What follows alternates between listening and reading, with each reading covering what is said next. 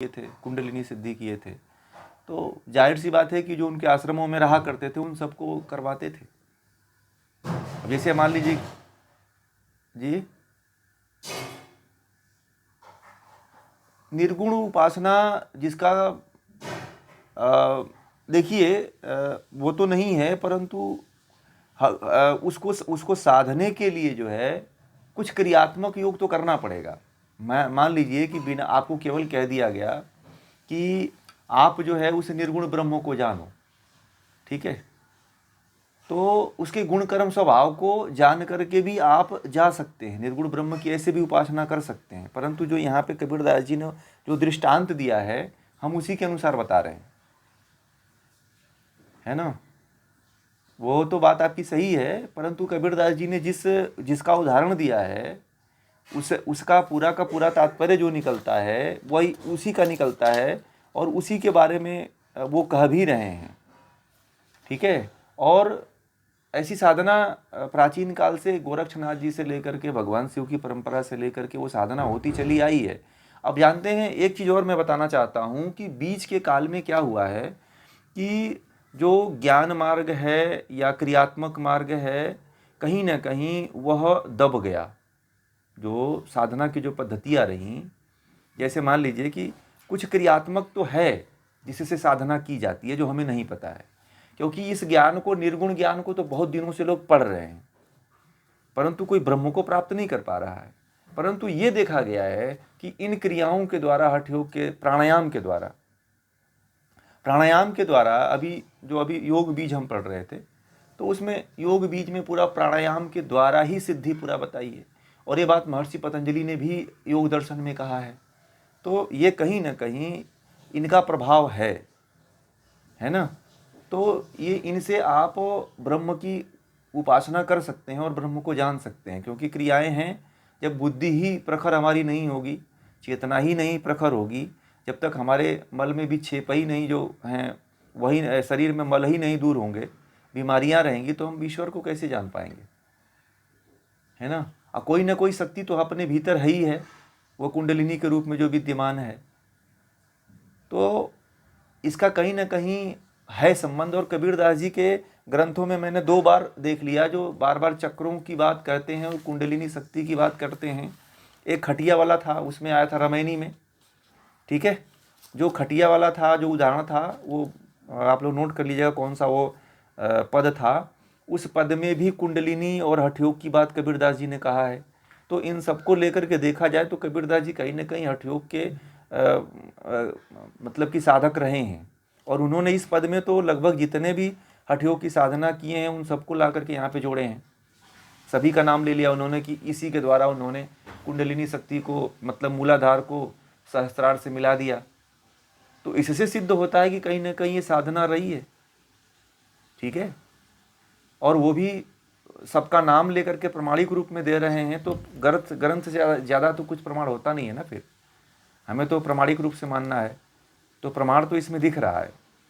तो प्रमाण जब इसमें दिख रहा है तो हमें तो मानना पड़ेगा तब ना। और हठयोग वैसे कोई है, सिद्धियां तो मिलती हैं, सिद्धियां तो महर्षि पतंजलि ने भी कहा है कि सिद्धियां मिलती है। और महर्षि पतंजलि ने भी अष्टांग योग की बात कही है, यम नियम आसन प्राणायाम प्रत्याहार धारणा ध्यान समाधि।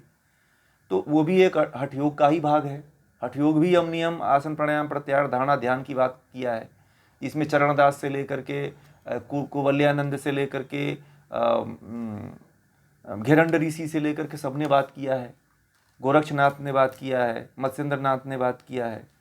तो हठयोग है, और उस हठयोग में निर्गुणी ब्रह्म की ही उपासना है, सगुण की नहीं है, ठीक है ना। उस हठयोग में अगर आप गहराई से पढ़ेंगी तो आपको पता चलेगा कि निर्गुण ब्रह्म की ही उपासना है, सगुण ब्रह्म की उपासना नहीं है। उसमें हम शिव को नहीं मानते हैं, शिव का मतलब हम ब्रह्म को मानते हैं। मैं अभी हठयोग का ग्रंथ इन लोगों को पढ़ाता हूँ, तो शिव एक योगी हम मानते हैं, और सबको मैं कहता हूँ कि शिव ब्रह्म है। मैं जो भी ग्रंथ पढ़ाता हूँ वहाँ पे शिव को, ये जो मूर्ति में दिखते हैं, ये फलाना जो दिखते हैं, उसको तो हम बताते ही नहीं। आज तक मैं किसी को नहीं कहा हूँ कि ये इनकी पूजा करो आप। मैं उनको वहाँ पे भी कहता हूँ कि ये ब्रह्म मानो, ये शिव नहीं है जो आप ये हिमालय वाले या फिर नाग में गले वाले, ये प्रतीक हैं शिव, ठीक है। मैं निर्गुण ब्रह्म की ही बात किया हूँ। और हठ योग निर्गुण, एकदम प्योर निर्गुण ब्रह्म की उपासना करता है। ठीक है, मैं तो लगभग सारे ग्रंथों का अभी स्वाध्याय करवा रहा हूँ, तो मैं पहले से भी इनमें करता हूँ खुद, मैं जो है इसका प्रत्यक्ष प्रमाण रहा हूँ।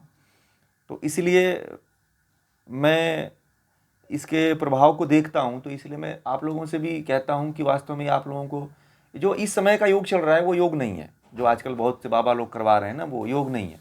असली योग तो जो गोरक्षनाथ और योगियों के द्वारा आया हुआ है वो है, जो भारत में भी उसको नहीं पढ़ाया जाता है, ना बताया जाता है, कोई नहीं बताता है। सब इधर का उधर, कोई इधर का, कोई नाड़ी शोधन तो कपाल भाती, तो यही सब बता के बंद कर देता है। वास्तविक योग तो कोई बताता ही नहीं है। इसीलिए हम प्रामाणिक रूप से ग्रंथों के माध्यम से शास्त्रों का ज्ञान देना शुरू किए कि लोगों को प्रामाणिक रूप से ज्ञान मिले, कि उनको कभी ठगने का चांस न रहे कि हम ठग गए। आपको मैं एक उदाहरण बताऊं कि योग में पढ़ने वाले करीब मुझे ऐसे 20 या 30% लोग मिले जो साधक थे। वह मुझे कहे कि हम योग में आए थे साधना के लिए, परंतु यहाँ पे आकर तो डिग्री और व्यायाम और परीक्षा और पास करने में ही पूरा जीवन चला गया। ठीक है, तो वो मुझे बोले कि सही शिक्षा नहीं मिली हमें, हम चाहते थे कि हम योग की पढ़ाई करके साधना कर लेंगे। तो मैंने कहा कि उससे साधना कर ही नहीं पाओगे आप, वो तो लिमिटेड सिलेबस होते हैं उसी।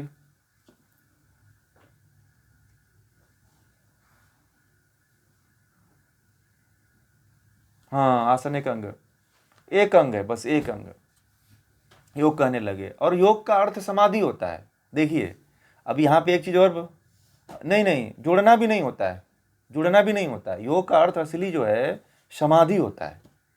भारत में नहीं नहीं, योग का महर्षि पतंजलि योग दर्शन में योग का अर्थ समाधि बताया है। योग का अर्थ ही समाधि होता है। और फिर व्यास भाष्य जो की है ना, व्यास जी ने जो उसका भाष्य किया हुआ है, उसमें उन्होंने वो पूरा बताया है। युजिर योगे, युज संयमने और युज समाधो, ये 3 धातुओं के बारे में बताया है। तो उसमें से जो युज समाधो है, उससे जो है योग की परिभाषा महर्षि पतंजलि ने, वेद व्यास जी ने बताया है कि युज समाधो ही इसका योग का अर्थ होता है। योग का अर्थ जुड़ना मिलाना ये नहीं होता, ये तो जोड़ घटाना गुणा भाग वाला है, इसका वास्तव में कहना भी नहीं। जी जी, हाँ, युज समाधौ, इससे लिया है उन्होंने, समाधि अर्थ इसका लिया है। तो इसलिए जो है योग का अर्थ समाधि है। और योग का अर्थ ये जो जोड़ना मिलाना भी नहीं है। संयमन है तो संयमन भी नहीं, योग का 3 अर्थ है, संयम करना, मिलाना और समाधि। तो ऋषियों ने समाधि ही माना है कि योग का अर्थ समाधि है। ठीक है ना, तो इसका भी आप लोग ध्यान रखिएगा कि योग का अर्थ समाधि होता है। मतलब कि हमें समाधि मिली तो ही योग है। ये व्यायाम करना, ये आसन करना, ये तो मान ली एक पार्ट है जो ये आम इंसान जानता है। व्यायाम को जोड़ करके आसन में ला दिया गया। और आसन मात्र 2 ही है। आसन कितने हैं? आसन जो कहे जाते हैं, मात्र वास्तविक रूप से कहे जाएं तो 2 ही हैं, एक सिद्धासन, एक पद्मासन, और एक सुखासन। 2 ही 3 हैं। बाकी जितने भी क्रिया शरीर को तोड़ मरोड़ के किए जाते हैं वो आसन नहीं माना है। महर्षि पतंजलि ने भी कहा है स्थिर सुखम आसनम, है ना। तो जहाँ जिस स्थिति में बैठ करके सुख की अनुभूति हो वही आसन है ना। और जिसमें,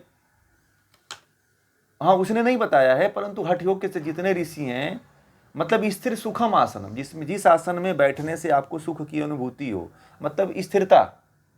स्थिरता किस में होती है ज्यादा लोगों को? सुखासन में।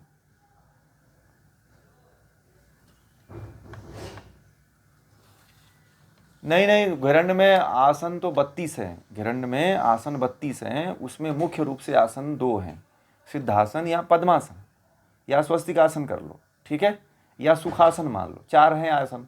तो उसमें सुखासन में बैठ लो, या सिद्धासन में बैठ लो, या पद्मासन में बैठ लो, या स्वस्तिकासन में बैठ लो, ठीक है। और जितने आसन हैं सारे के सारे शरीर के अन्य अंगों के लिए, जिसमें सुख नहीं मिलता है, जिसमें हमारी रीढ़ की हड्डी नहीं सीधी होती है, और जिसमें हमारी रीढ़ की हड्डी सीधी नहीं होती है उसमें आप कुंडलिनी की साधना नहीं कर सकते हो। फिर आप लेटे हो, सोए हो, इधर उधर हो, तो फिर कुंडलिनी जागृत नहीं हो पाती है फिर उस अवस्था में। तो इसीलिए जो है हठ योग का कहीं ना कहीं प्रभाव रहा है। और बहुत से योगियों ने इसके बारे में सिद्ध भी, भगवान शिव खुद हठ योगी थे, वो उनसे बड़ा योगी तो कोई हुआ ही नहीं है ना। भगवान शिव हमारे संस्कृति के, सभ्यता के सबसे बड़े योगी हुए हैं, है ना। वो योगी हुए हैं, न कि वो ईश्वर हैं, न ब्रह्म हैं, न भगवान है। ठीक है, हम तो योगी की दृष्टि से ही उनको देखते हैं और उन्हीं की तरह आगे बढ़ने की कोशिश करते हैं, न कि हम उनको ईश्वर मानते हैं। ईश्वर तो हम कभी कहा ही नहीं किसी को भी। आज तक जितना भी मैंने ग्रंथ पढ़ाए हैं उसमें ब्रह्म को ही ईश्वर बताया है मैंने। ब्रह्मा, विष्णु, महेश या किसी भी राम, कृष्ण आदि को मैंने नहीं कहा कि इनको पूजो आप। मैंने कहा निराकार ब्रह्म जो कभी अजन्मा है, कभी जन्म नहीं लेता है, निर्गुण है, निराकार है, अनादि है, अनंत है, अनुपम है, सर्वाधार है, ये सारे उसके स्वरूप हैं ब्रह्म के। ठीक है ना। तो ब्रह्म के स्वरूप मैंने बताया है, कई बार बताया, अभी 2-4 दिन पहले ही बताया था मैंने। तो इस तरह से ब्रह्म की उपासना हमें करना चाहिए, गुण कर्म स्वभाव को जानकर। हमारे देश में इतना बड़ा छलावा हुआ है, अभी भी छलावा ही हो रहा है कि आम जो जनता है वह ब्रह्म से बहुत ज़्यादा वंचित हो जाती है, ईश्वर से बहुत दूर है, बहुत दूर है। अभी ईश्वर तक जाने में पता नहीं कितने जन्म लग जाएंगे। मुझे भी इसका तो बड़ा कभी कभी खेद होता है, देखता हूँ मैं तो। जब भीड़ देखता हूँ कथावाचकों के पंडालों में तो मैं कहता हूँ कि ये बेचारे कब मुक्त होंगे, ये तो और गलत में चले गए। ठीक है। तो और लोग अपने देश के लोग सुधरना भी नहीं चाहते हैं। वो कहते हैं कि तुम हमारे भगवान का ये कहते हो, भगवान के बारे में ये कहते हो। मैंने कहा कि तुमसे ज़्यादा हम सम्मान करते हैं। जितना तुम नाम नहीं लेते होगे दिन भर में, हम 50 बार नाम लेते हैं। ठीक है। और हम उनके गुण कर्म स्वभाव की बात करते हैं। तुम तो केवल डरे हुए, सहमे हुए उनकी पूजा करते हो, हम तो उनके। जी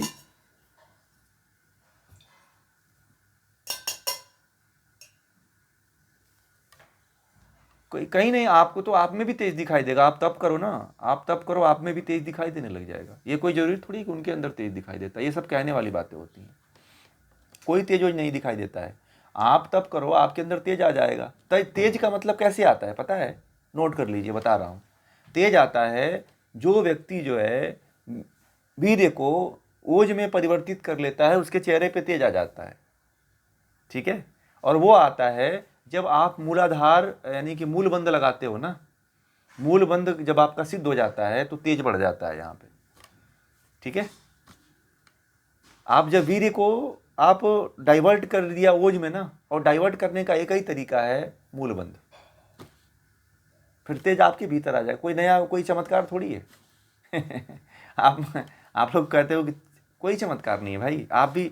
और आजकल के जो कथाकार लोग हैं वो तो उनको बनने के लिए ब्यूटी पार्लर में 1 घंटा समय लगता है। उनके लिए स्पेशल आते हैं सजाने वाले, पता है आपको। और करीब उनका ड्रेस होता है 25,000 का, आपको नहीं पता। एक ड्रेस उनका एक कथा में एक दिन के लिए 25,000 का ड्रेस लगता है।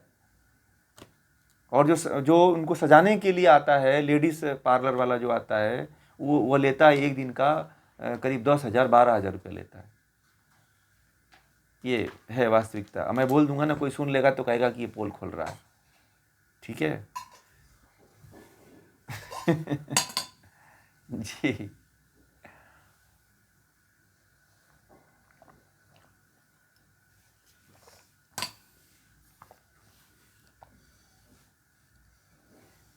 ये कुंडलिनी शक्ति, इसको कुंडलिनी शक्ति कहते हैं। ठीक है। कुंडलिनी जो मूलाधार में बैठी हुई एक शक्ति है जिसको जगाना होता है। यानी कि हमारा सुषुम्ना एक मार्ग है जहाँ पे हमारे 7 चक्र होते हैं।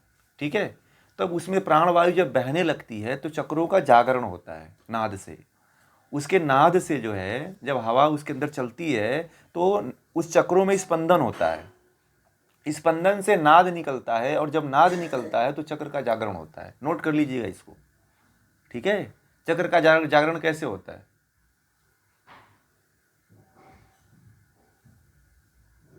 योग की क्रियाएं ही जो होती हैं जो ब्रह्माग्नि को जलाती हैं, मतलब कि उस चक्र को, ब्रह्माग्नि मतलब चक्र, तो उस चक्र को जगाने का काम जो है प्राण में सुषुम्ना जब चलने लगता है जब प्राण ही सुषुम्ना में चक्रों को जगाता है, ठीक है, चक्र किसमें है? सुषुम्ना के भीतर है, ठीक है, और उसी को जब प्राण जो है वही प्राण जाकर के स्पंदन करते हैं, उस स्पंदन से चक्रों में नाद उत्पन्न होता है, और जब नाद उत्पन्न होता है तो चक्रों का जागरण हो जाता है पूरी तरह से, ऐसे बन बन बन बन बन बन करके एक भयंकर लम लम लम लम एक आवाज़ आती है, और उस आवाज़ से वो चक्र जागृत हो जाता है और एक दिव्य प्रकाश की अनुभूति होती है वहाँ पे।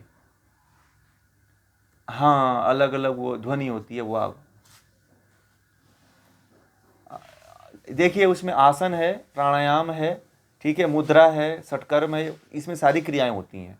सांभवी मुद्रा है, हाँ हाँ, यहाँ इसे करने से, हाँ, किसी किसी सिद्ध योगी या गुरु के सानिध्य में रह करके करते हैं तो वो आपको प्राप्त हो जाती है। पहले एक एक चीज़ को सिद्ध करना पड़ता है, हठ योग की एक एक क्रियाओं को सिद्ध करने के बाद ही आप उसको पा सकते हो, आप आगे जा सकते हो आप, ठीक है ना। तो इस तरह से जो है हम साधना में बढ़ते हैं। जैसे कबीर हैं आदि जितने भी हैं ना, ये सभी जिनका नाम लिया वो सभी जो है इसी तरह से साधना करके आगे बढ़े हैं। जो सबरी है ना, जिसको यहाँ पे सेवरी नाम दिया हुआ है, सबरी भी हठ योगी नहीं थी, पता है आप लोगों को। मतंग ऋषि खुद हठ योगी थे।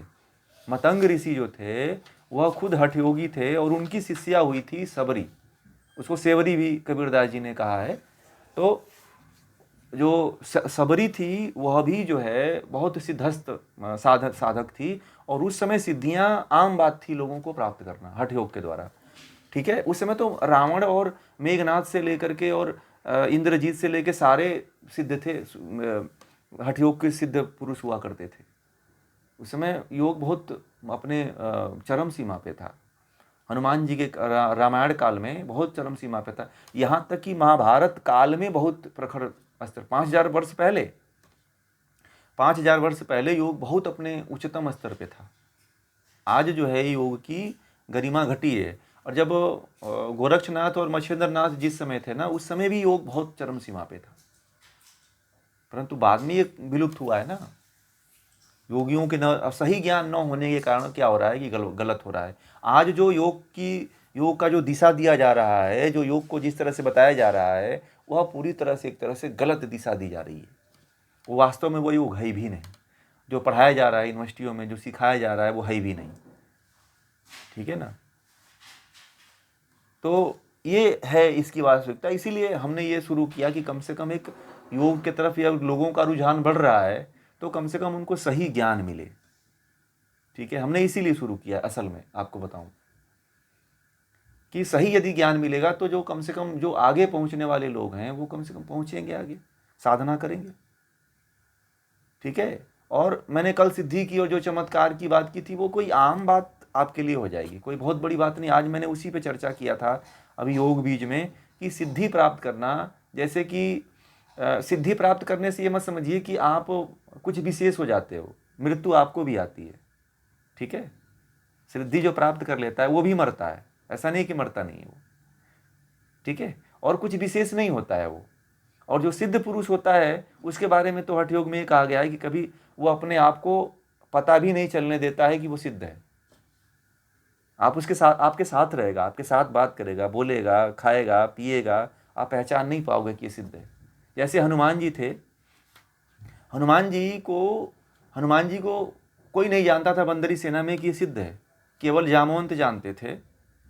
जब सीता का पता लगाने जाना था तो जामवंत जी कहे कि अरे हनुमान, इतनी सिद्धियां रखे हो कि तुम समुद्र भी लांग जाते हो, अष्ट सिद्धियां तुम्हारे पास 9 निधियां हैं, तुम क्यों नहीं इसको जागृत कर रहे हो।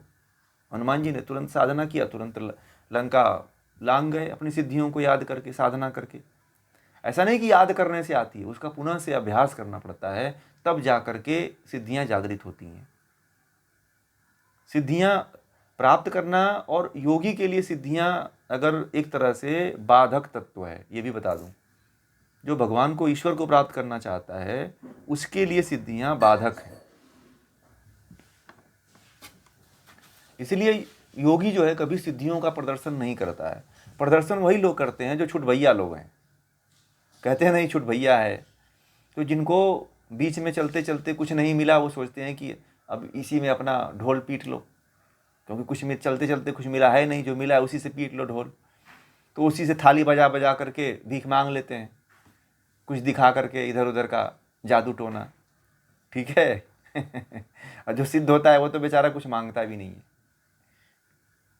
वो तो बस ज्ञान की बात करता है। जो सिद्ध व्यक्ति होता है वो ज्ञानी होता है, और वो इन सबसे परे होता है, वही इनके तरह नहीं होता है, अपनी महत्ता नहीं दिखाता है, अपने आप को छुपाता है वो, क्योंकि वो ब्रह्म तक पहुंचने वाला व्यक्ति होता है। और जो ब्रह्म तक जाने वाला व्यक्ति होता है वो सबसे परे होता है, उसको ब्रह्म ही दिखाई देता है। ब्रह्म के अलावा कुछ सिद्धि पिद्धि, तो सिद्धि तब काम आती है जब वह चरम स्तर पे पहुंचता है, तब उसका उपयोग करता है कि कहीं मैं विचलित ना हो जाऊं, कि मेरी साधना विफल ना हो जाए, बस वहां पे थोड़ा सा उपयोग करता है, नहीं तो नहीं करता है। वह भी अपने लिए करता है, कहीं किसी दूसरे को फंसाने के लिए या दिखाने के लिए या चमत्कार करने के लिए करता भी नहीं है। भगवान राम थे, कृष्ण थे, ये लोग बचपन में ही सिद्ध थे, तो क्या ये लोग कभी उपयोग किया? इन्होंने कोई सिद्धि का प्रयोग नहीं किया। भगवान राम चाहते तो वो हनुमान जी की तरह बड़े नहीं हो जाते, परंतु उन्होंने नहीं प्रयोग किया इसका, क्योंकि ये भी जो भी मुक्त आत्माएं होती हैं वो सिद्धियों का प्रयोग करती ही नहीं है। राजा जनक थे, वो भी मुक्त थे, तो जीवन मुक्त कहलाते थे।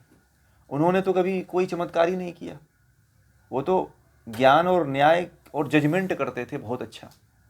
उनको इसीलिए रखा जाता था, कहीं पे कोई समस्या हुआ करती थी तो उन्हें ही बुलाया जाता था, क्योंकि बहुत पारदर्शी व्यक्ति थे।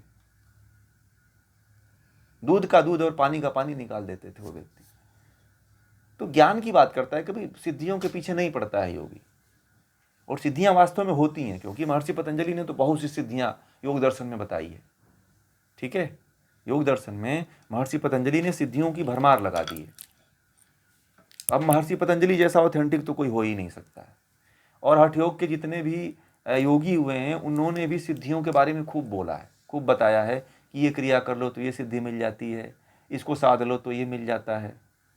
हाँ, परंतु जमीनी धरातल पे सही तरीके से बताने वाले लोग नहीं, अंडकबंड बताते हैं। आज योग जानते हैं किनके हवाले है? ये गांजा पीने वालों के। लोग समझते हैं कि गजेड़ी नशेड़ी ये योग को संभालेंगे, ये लोग योग को विधा को लेके जाएंगे। जो अपने नशे में धुत हैं और सड़क पे पलटे हुए हैं पी करके, हैं, और बाल जटा बढ़ा लिए हैं, तो इसे थोड़ी मतलब कि कोई नागा बनने से या कुछ साधु बनने से कोई योगी हो जाएगा, कोई महात्मा हो जाएगा। अच्छे लोग कहाँ हैं? आश्रमों में अच्छे लोग भी नहीं हैं। आश्रमों में जाके देखो, वही जो घर से भागे हुए हैं, जो त्रस्त लोग हैं, जो कहीं कुछ हत्या मर्डर करके आए हुए हैं, वही लोग साधु बन गए। समस्या ये है ना। तो योग की वास्तविकता वास्तव में कुछ है ही नहीं है, किसी को पता ही नहीं, ज्ञान की बात कोई करता ही नहीं है। अब बताइए, इतने लोगों में आप लोग कुछ लोग हो, 8-10 लोग हो जो ये ज्ञान की बात आप लोग सीखते हो, कबीर को पढ़ रहे हो, इसमें 20 से 25 लोग हैं। बताइए कितने लोग सीख रहे हैं? सब लोग अभी आडंबरों में फंसे हुए हैं, है कि नहीं? अभी इसमें से 20-10 लोग ऐसे हैं जो आडंबरों में फंसे हुए हैं। उनको नहीं पता कि कितनी अमूल्य चीज़, कितना अमूल्य खजाना उनको मिल रहा है। कभी थोड़ी पढ़ पाएंगे वो, इतनी गहराई में थोड़ी उतर के समझ पाएंगे कबीर को। जीवन में पढ़ते रह जाएंगे, नहीं समझ में आएगा। कबीर में लोग PhDयाँ हजारों कर लेते हैं, तब भी नहीं कुछ कर पाते हैं।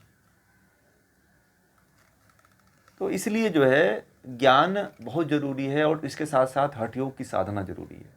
साधना करिए आप लोग, साधना को अन्यथा मत करिए, क्योंकि साधना जरूरी है। अभी साधना जो किए रहेंगे ना, अगले जन्म के लिए आपके लिए पर्याप्त होगी। महर्षि पतंजलि भी कहते हैं कि अभी कर लो, विफल नहीं जाना। पिछले कल बताया ना कि जो साधना कर रहे हैं आप लोग, वो विफल नहीं जाने वाली है, वो मिलेगी ही मिलेगी आपको। चाहे आप इस उम्र में करो, चाहे अंतिम उम्र में करो, तब भी आपको मिलने वाला है। यहीं से जीवन शुरुआत होगा आपको, आपका जहां से अंत होगा आपका। इसलिए जीवन का जो भी पल बच रहा है उस पल को साधना में लगा दीजिए, क्योंकि जो आपने जीवन में जो अब तक कमाई किया है ना, वो आपके कुछ भी काम नहीं आने वाला है, कोई साथ नहीं जाने वाला है। सारा का सारा आप एक पशुवत है, सब चल रहा है क्रम के अनुसार, सब चल रहा है।